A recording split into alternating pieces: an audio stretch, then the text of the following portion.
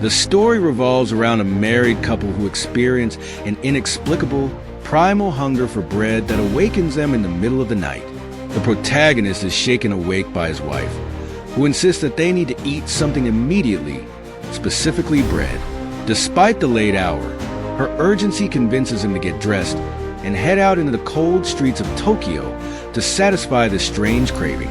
As they walk through the empty streets, the protagonist recalls a similar experience from his past.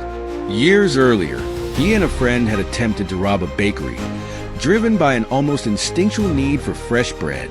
They had entered the bakery armed with knives, demanded bread from the baker, and received it without resistance. Despite the apparent success of the robbery, both men felt a sense of emptiness afterward. The bread had momentarily quelled their hunger, but hadn't truly satisfied it. Back in the present, the protagonist and his wife find themselves wandering the city in search of a bakery. His wife rejects the idea of buying bread from a convenience store, insisting that it must come from a bakery. Eventually, they find a small, family-owned bakery with a display of freshly baked bread in the window.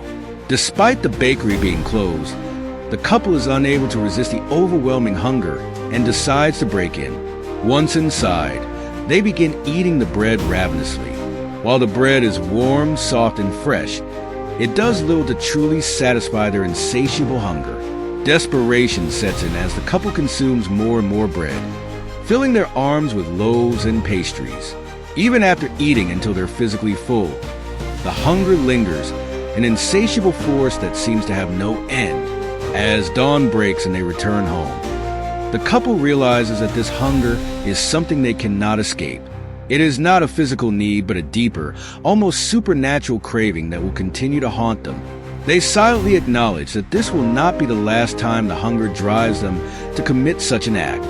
The story ends with the couple falling asleep, knowing the hunger will rise again, always lurking beneath the surface.